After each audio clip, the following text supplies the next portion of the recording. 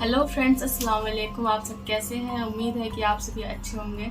आप सभी का स्वागत है मेरे channel good wish story teller पे। तो फ्रेंड्स, आज मैं फिर आ गई हूँ आप सबों के लिए एक मोस्ट हॉन्टेड हॉरर वीडियो लेके। तो बिना देरी करे फ्रेंड्स स्टार्ट करते हैं आज की हमारी इस वीडियो को। आपको तो पता ही है कि हमारी इस वीडियो को स्टार्ट करने से पहले क्या करना पड़ता है ना। कानों में लगा ले ईयरफोन्स और रूम की लाइट कर ले ऑफ, ताकि आप हमारे इस वीडियो का दुगना मजा ले सकें। उससे पहले फ्रेंड्स, अगर आप मेरे इस चैनल पे नए हो तो मेरे इस चैनल को सब्सक्राइब कर लेना, ताकि मुझसे जुड़ी वीडियो आप सभी को मिलती रहे। और अगर वीडियो अच्छी लगे तो लाइक करना मत भूलना और अपने फ्रेंड के साथ भी शेयर कर लेना। तो स्टार्ट करते हैं हमारी आज की इस वीडियो को। तो आज की हमारी जो वीडियो होने वाली है वो एक हॉरर गेम पे होने वाली है, जिससे जुड़ी जानकारी मैं आप सभी को दूंगी।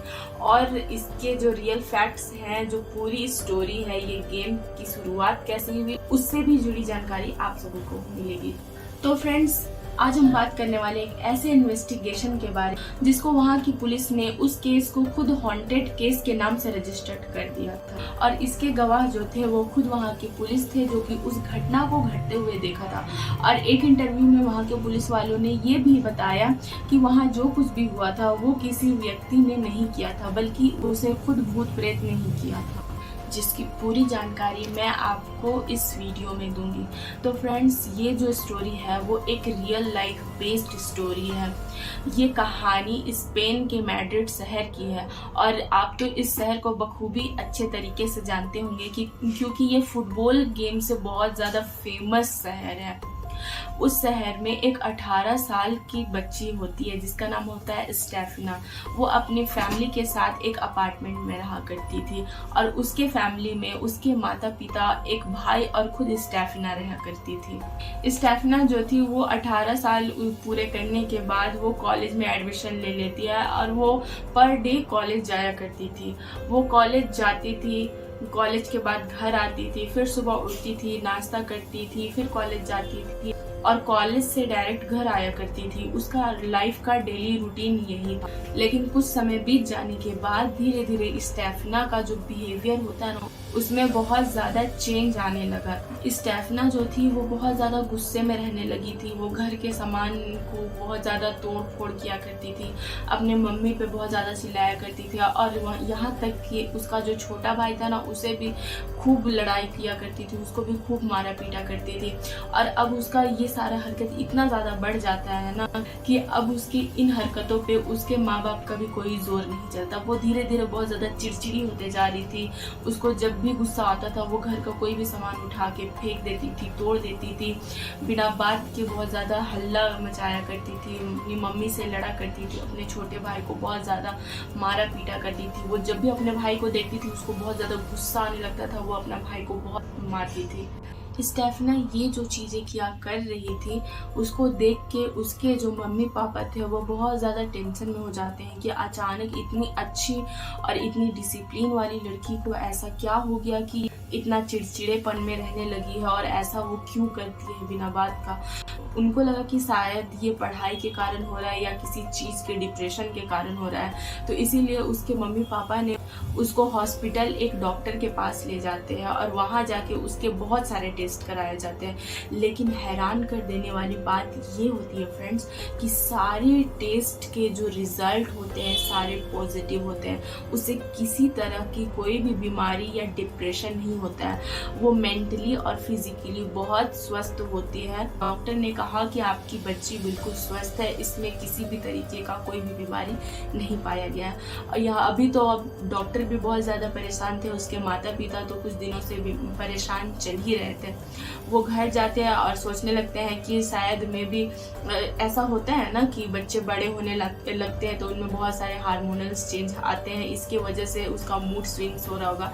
लेकिन इन सारी चीज़ों को उसके माता पिता जो है वो टेकन फॉर ग्रांटेड लेते हैं। वो सोचते हैं कि समय बीतने के साथ साथ स्टेफना का बिहेवियर भी सही हो जाएगा, लेकिन यहाँ पे वो गलत होते हैं। ऐसा कुछ भी नहीं होता, बल्कि हर दिन स्टेफिना के बिहेवियर में दिन प्रतिदिन उसका बिहेवियर और भी ज़्यादा ख़राब होने लगता है, अपने मम्मी पापा को लेके, अपने भाई को लेके। अब क्या होने लगा था ना कि स्टेफिना को बहुत ज़्यादा दौरे पड़ने लगे थे, और वो जब उसको दौरे पड़ते थे ना, वो बहुत ही अजीब आवाज़ में बात करती थी। और जैसे एक होता है ना कि आम आदमी का एक ही आवाज़ निकलता है, स्टेफिना के आवाज़ में ना ऐसा लगता था कि उसके अंदर एक और इंसान है, दो आवाज़ उसका एक साथ निकलता था। अब वो क्या करती थी ना कि अपने घर के जो दीवार होते थे ना, उसको पूरा नाखून से पूरा स्क्रैच करती थी, जिसके कारण स्टेफिना के जो नाखून थे ना वो झड़ना शुरू हो गए थे। उसके जितने भी फिंगर थे ना सारे ना खराब हो चुके थे, बहुत ज़्यादा जख्मी हो गए, और दीवार पे पूरा खून लग जाता था। वो इस तरीके से हरकत करती थी। अपने भाई को वो इतना ज़्यादा मारने पीटने लगी थी कि उसके माता पिता अपने छोटे बच्चे को स्टेफिना से दूर रखते थे। और अब स्टेफिना बहुत ज़्यादा चिल्लाती थी पागलों की तरह, और ऐसा लगता था कि वो स्टेफिना का आवाज़ ना होके किसी और का आवाज़ है। वो बहुत ज़्यादा गुर्राती थी, बहुत ही ज़्यादा ना मोटा आवाज़ होता है ना उस तरीके से करती थी और चिल्लाती थी। ऐसा लगता था कि उसके अंदर एक और कोई इंसान घुस गया है, इस तरीके से करती थी। और घर में बहुत तोड़ फोड़ करती थी, और किसी को भी देख के बहुत ज़्यादा ना गुर्राने लगती थी। ऐसा लगता था कि वो सामने वाले को जान से मार दे। अब तो 6 महीने हो चुके थे, लेकिन अभी भी स्टेफिना की तबीयत में कोई भी सुधार नहीं आ रहा था, बल्कि उसका तबीयत सुधरने के जगह उसका तबीयत और भी ज़्यादा बिगड़ता जा रहा था। एक दिन अचानक क्या होता है कि स्टेफिना का तबीयत और ज़्यादा बिगड़ जाता है, उसको दौरे आने लगते हैं, और वो बहुत ज़्यादा चीखने चिल्लाने लगती है। तो उसके माता और पिता दौड़ के स्टेफिना के पास आते हैं, वो स्टेफिना को पकड़ते हैं। उसकी मम्मी उसको गोद में लेती है और बोलती है कि ये तुमको क्या हो रहा है। स्टेफिना अजीब अजीब तरीके से 2-3 आवाज़ें निकाल रही थी, ऐसा लग रहा था कि 2-3 इंसान उसके बॉडी के अंदर घुस चुके हैं। फिर उसकी मम्मी उसको बहुत ज़्यादा देख के रोने लगती है, उसके पापा भी बहुत ज़्यादा इमोशनल हो जाते हैं और बोलते हैं कि स्टेफिना बताओ तुम्हारे साथ ये क्या हो रहा है, ताकि हम इस प्रॉब्लम का कुछ भी सॉल्यूशन निकाल सके। तो स्टेफिना कहती कि मुझे खुद नहीं पता कि मेरे साथ ये क्या हो रहा है, क्यों हो रहा है। कभी मैं कुछ कर रही होती हूँ तो कभी मैं कुछ कर रही हूँ, तो मुझे कुछ याद नहीं होता है कि मैं किसके साथ क्या करती हूँ। ये सुन के उसके माँ बाप और भी ज़्यादा इमोशनल हो जाते हैं और वो रोने लगते हैं। जाहिर सी बात है फ्रेंड्स, कोई भी माता पिता अपने बच्चे को अपने आँख के सामने ऐसे मरता हुआ और तड़पता हुआ देखेंगे तो किसी को भी बहुत ज़्यादा तकलीफ होगा। फिर उसके मम्मी पापा उसको दौड़ के लेके हॉस्पिटल पे एडमिट करते हैं, क्योंकि स्टेफिना की तबीयत बहुत ज़्यादा बिगड़ चुकी थी। वो जाके उसको हॉस्पिटल में एडमिट करते हैं। डॉक्टर फिर से बहुत सारे टेस्ट करते हैं, लेकिन सारे टेस्ट का जो रिज़ल्ट होता है सारा सही रहता है, उसमें किसी तरीके का कोई भी दिक्कत तकलीफ नहीं होता है। लेकिन फिर भी डॉक्टर क्या करते हैं ना कि उसको जैसे हॉस्पिटल में एडमिट करने के बाद कैसा पानी चढ़ाया जाता है पेशेंट को, तो ऐसा मतलब पानी चढ़ा और 1-2 इंजेक्शन देते हैं, जिसके बाद स्टेफिना की तबीयत जो होती है वो थोड़ी तो सुधर जाती है। लेकिन अचानक थोड़ी देर के बाद में क्या होता है ना कि स्टेफिना वहीं पे मर जाती है हॉस्पिटल में। सब डॉक्टर हैरान थे, परेशान थे, उनको समझ में नहीं आ रहा था कि अचानक स्टेफिना को क्या हुआ। जब टेस्ट किया जाता है, पोस्टमार्टम किया जाता है, तो पता चलता है कि स्टेफिना को हार्ट अटैक हुआ, जिसके कारण उसका तुरंत में मतलब मौत हो गया। लेकिन ये चीज़ समझ में नहीं आ रहा था कि ये उस समय एक 18 साल की लड़की को, और जो कि बहुत अच्छी थी, उसको किसी तरीके का बीमारी नहीं था, इसी तरीके का कुछ भी जब नहीं था, तो उसको हार्ट अटैक कैसे आ सकता है। जबकि सारे जो रिजल्ट होते हैं टेस्ट के सारे सही होते हैं, किसी तरीके का कोई भी दिक्कत तकलीफ नहीं होता है स्टेफिना को। बस उसको ये होता है कि बहुत अजीब तरीके से बिहेव कर रही थी और उसको बहुत सारा दौरा पड़ रहा था। फिर उसके माँ बाप भी इस चीज़ को मान चुके थे कि वो अब स्टेफिना को खो चुके हैं। उसके मतलब बॉडी को मतलब ले जाया जाता है घर, और उसके जो क्रियाक्रम होते हैं वो कर दिए जाते हैं। अब उसकी माँ क्या करती है कि स्टेफिना का जो रूम था, जैसा स्टेफिना को पसंद था वैसे ही उसका रूम को सजा के और ताला बंद करके रख देती हैं, और वो लोग सो जाते हैं। सुबह जब उठते हैं तो वो उसकी माँ को कुछ अजीब सा लगता है। जब वो सुबह उठ के देखती है अपने बेटी का रूम, क्योंकि उनको जाहिर सी बात है उनकी बच्ची तो बहुत कम ही समय में दुनिया को छोड़ के चली गई थी, लेकिन एक माँ बाप को अपने बच्चे से जुड़े हर एक चीज़ पे लगाव होता है। वैसे ही उसकी माँ और उसके पापा को उसके रूम से भी बहुत ज़्यादा प्यार, जैसे उनको अपनी बेटी से प्यार था। वो जाती हैं और देखती हैं उसके रूम को, तो बिस्तर पूरा जैसे कोई सोता है बिस्तर में तो कैसा बिस्तर पूरा उथल पुथल था। और स्टेफना का जो जहाँ वो बुक रखा करती थी, बुक वाली जो शेल होती है अलमारी, वहाँ के बुक ज़मीन पे गिरे हुए थे, तकिया नीचे पड़ा हुआ था। तो उसकी मम्मी उसके पापा को बुलाती है और कहती है कि मुझे लगता है कि बगल में या तो कोई चोर आया है या तो रात में किसी ने हमारे बेटी के रूम में घुस के ये सारा हरकत किया है।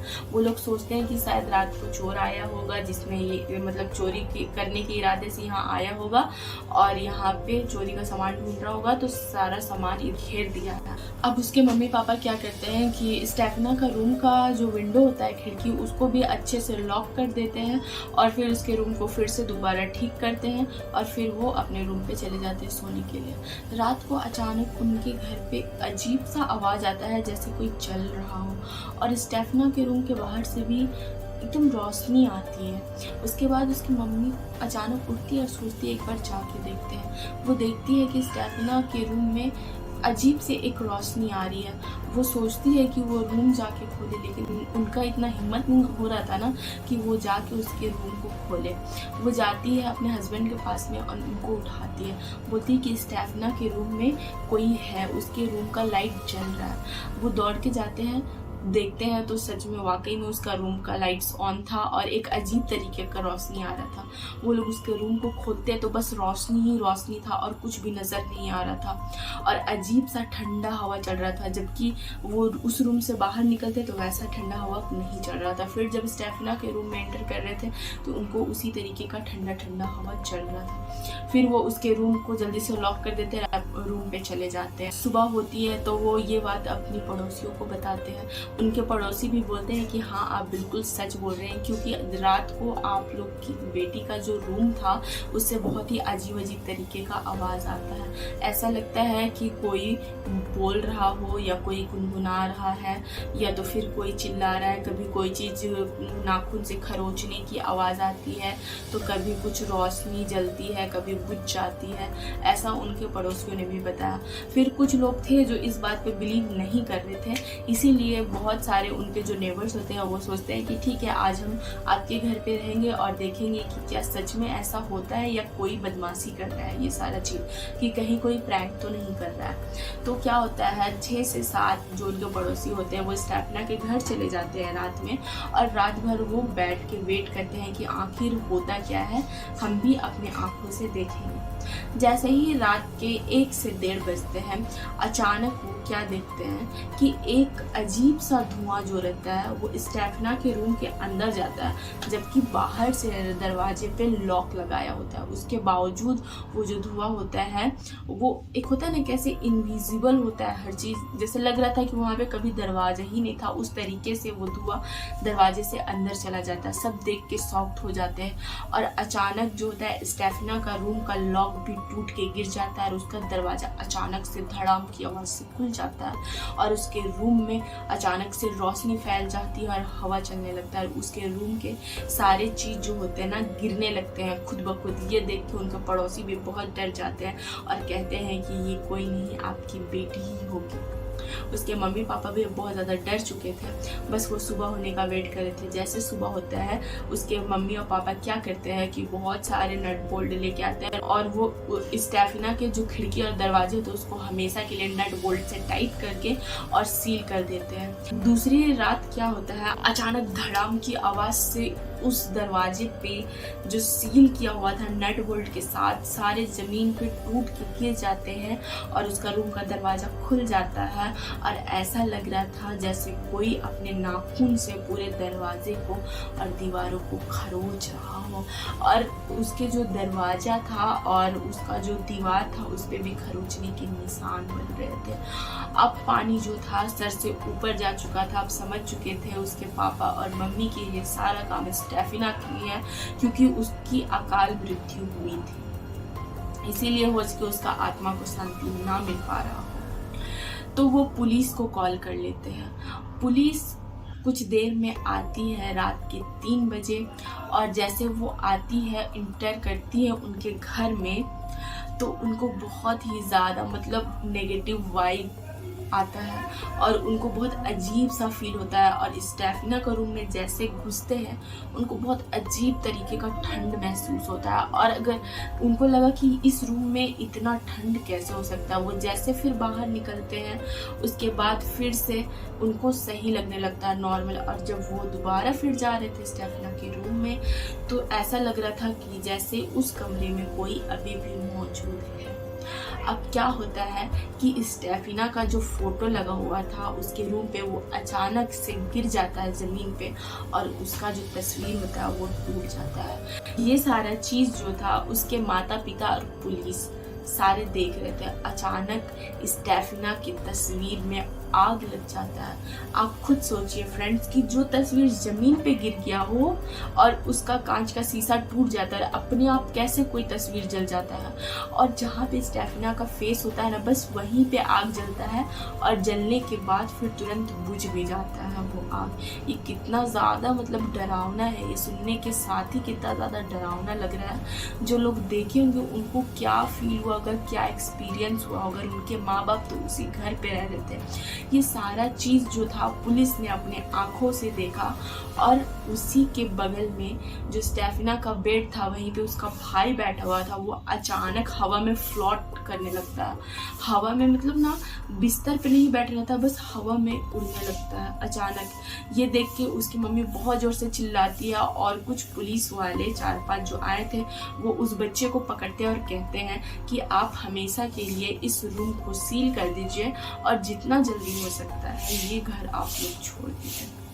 अब बस देर था तो सुबह होने का, और उसके माता पिता अपना घर का सारा सामान पैक करते हैं और जाने की तैयारी करते हैं। वैसे में ही स्टेफिना जिस क्रिश्चियन कॉलेज में पढ़ा करती थी, वहाँ की एक नन आती है उनके पास में और बोलती है कि मुझे आपसे कुछ बात करनी है। तो उसके माता पिता बोलते हैं कि जी बोलिए मैम, क्या बात करनी है बताइए। तो बोली कि मुझे स्टेफिना के बारे में कुछ बातें करनी है आपसे। कुछ दिन पहले मुझे पता चला कि स्टेफिना अब इस दुनिया में नहीं है, और आपके घर में कुछ पैरानॉर्मल चीज़ें हो रही हैं, इसलिए मैं आपसे कुछ चीज़ डिस्कस करना चाहती हूँ। तो उसके माँ बाप बोलते हैं कि जी बिल्कुल बताइए क्या बात है।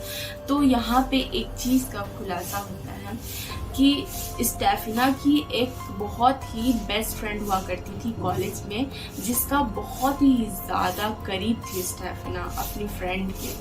तो क्या होता है, उसकी बेस्ट फ्रेंड का एक बॉयफ्रेंड होता है जिससे उसकी बेस्ट फ्रेंड बहुत ज़्यादा प्यार करती है। तो एक दिन क्या होता है कि उसका बॉयफ्रेंड कहीं जा रहा होता है, जिसका कि एक्सीडेंट में मौत हो जाता है, जिसके कारण स्टेफिना की बेस्ट फ्रेंड बहुत ज़्यादा डिप्रेशन में चली जाती है। ये देख के स्टेफिना को बिल्कुल भी अच्छा नहीं लगता है। तो स्टेफिना क्या करती है कि अपने बेस्ट फ्रेंड को खुश करने के लिए तंत्र मंत्र की किताबें पढ़ना स्टार्ट कर देती है, और वहाँ से वो सीखती है कि मरने के बाद हम आत्माओं को कैसे बुला सकते हैं, कैसे हम सोल होता है उससे कैसे कनेक्ट कर सकते हैं। तो वो सोचती है कि तो हम भी, जो मेरी बेस्ट फ्रेंड है उसका बॉयफ्रेंड का आत्मा को बुलाएंगे, हम अपनी बेस्ट फ्रेंड का बात उससे करवाएंगे, तो वो हो सके तो वो खुश हो जाएगी और इस डिप्रेशन से बाहर निकल जाएगी। इस कारण वो तंत्र मंत्र की किताबें पढ़ना शुरू कर देती है, और उसके पास सिर्फ एक किताबें नहीं थी बल्कि उस टाइप की बहुत सारी किताबें थी। एक दिन कॉलेज जाने के बाद क्या करती है कि वो लोग कॉलेज के पीछे चले जाते हैं, और जो एक आउजा बोर्ड करके कुछ नाम है जिससे ऐसा माना जाता है कि हम आत्माओं से कनेक्ट कर सकते हैं। तो वो आउजा बोर्ड के थ्रू वो उसकी बेस्ट फ्रेंड और उसके साथ में 2 फ्रेंड्स और होते हैं, जो कि ग्लास को उल्टा रख के उस पे सारे लोग अपना फिंगर रखते हैं, और उसमें होल स्प्रिट होता है उसको बुलाने की कोशिश कर रहे थे। उसी दौरान जो नन उनके घर आई थी वो वहाँ से गुजर रही थी। जब वो देखते हैं कि 3-4 बच्चे यहाँ पे एक साथ बैठ के क्या कर रहे हैं, जब वो सामने जाती है तो वो ये सारी चीज़ें देख के बहुत ज़्यादा शॉक हो जाती हैं, और वो ज़ोर से चिल्लाती है, बहुत गुस्सा करती है और कहती है कि तुम लोग ये क्या कर रहे हो, तुम लोग के पास दिमाग नहीं, इन सारी चीज़ों से छेड़खानी नहीं करनी चाहिए। और वो जो होती है वो बोलती है कि मुझे आत्माओं से बात करना अच्छा लगता है, मैं इनकी बुक्स भी पढ़ रही हूँ और मैं यहाँ पे अपनी बेस्ट फ्रेंड की बॉयफ्रेंड को बुला रही हूँ ताकि मेरी बेस्ट फ्रेंड उससे बात कर सके। ये सारी बात सुन के जो नन होती है बहुत ज़्यादा गुस्सा हो जाती है और वो आउजा बोर्ड, कुछ बोर्ड होता है स्पिरिट वाला बोर्ड, उसको उठा के तोड़ देती है। वो जैसे ही उस बोर्ड को तोड़ती है वहाँ से एक काला धुआं निकलता है और सीधे जाके स्टेफिना में घुस जाता है। ये देख के सब कोई हैरान हो जाता है और सोचता है कि ये क्या था। अब जैसे ही वो काला धुआं स्टेफिना के अंदर में घुसता है वो जोर से चीखती है। तो फिर सारे लोग को लगता है शायद हो सके तो स्टेफिना मतलब बदमाशी कर रही हूँ या प्रैंक कर रही हूँ, और नन भी इस चीज़ पे ज़्यादा ध्यान नहीं देती है और वो उन लोगों को डांट लगाती है और बोलती है कि जल्दी से यहाँ पे चले जाओ और जाके अपना क्लास करो। यानी कि फ्रेंड्स यहाँ पे जितना भी चीज़ स्टेफिना के साथ घटा वो इसलिए क्योंकि उसने एक दूसरी दुनिया से आत्मा को बुलाया था और उस आउजा बोर्ड जो कहते हैं उससे जो काला धुआं निकला था जो कि स्टेफिना के शरीर के अंदर घुस गया था, उसी आत्मा ने उसे पॉजेस्ट किया था। तो फ्रेंड्स हम जहाँ हैं जैसे हमें वैसे ही खुश रहना चाहिए और इन सारी चीज़ों से हमें छेड़खानी नहीं करनी चाहिए। खास करके ये तो आत्मा बुलाने का काम बिल्कुल भी नहीं करना चाहिए क्योंकि हमारी ज़िंदगी बहुत अनमोल है, हमें ऐसे ही जीना चाहिए। ये सारी चीज़ें सुनने के बाद उसके माता पिता फिर से बहुत ज़्यादा रोने लगते हैं और उसकी माँ को अचानक याद आता है कि जब वो एक दिन स्टेफिना का रूम साफ कर रही थी तो उनको भी ऐसे ही कई तरीके का बुक उसके कमरे से मिला था। तब उसे लगता है कि नन ने जो भी बात बताई बिल्कुल सही बताई। तो फ्रेंड्स ये थी हमारी आज की वीडियो। अगर आपको हमारी ये वीडियो अगर अच्छी लगी तो फ्रेंड्स अपने फ्रेंड लोग के साथ भी आप लोग शेयर कर लेना और मेरे इस वीडियो को लाइक कर देना। सब्सक्राइब तो प्लीज़ सब्सक्राइब कर लेना ताकि मुझसे जुड़ी आपको बहुत सारी वीडियो मिलती रहे। और अगर आपके पास भी इस तरीके का कोई भी हॉरर स्टोरी हो और आपको लगता है कि आपको मेरे तक पहुंचाना चाहिए तो आप मुझे ज़रूर ईमेल कर सकते हैं। मैं जीमेल आईडी और अपना इंस्टाग्राम आईडी दे दूँगी, वहाँ पे जाके आप मुझे अपनी कहानियाँ भेज सकते हो ताकि मैं अपने इस यूट्यूब चैनल पे सुना सकूँ। और इंस्टाग्राम में मुझे फॉलो भी कर लेना और लाइक और सब्सक्राइब कर देना। तो फ्रेंड्स मैं फिर मिलती हूँ आप सभी से एक नई वीडियो में, तब तक के लिए बाय बाय और अस्सलाम वालेकुम। अपना ख्याल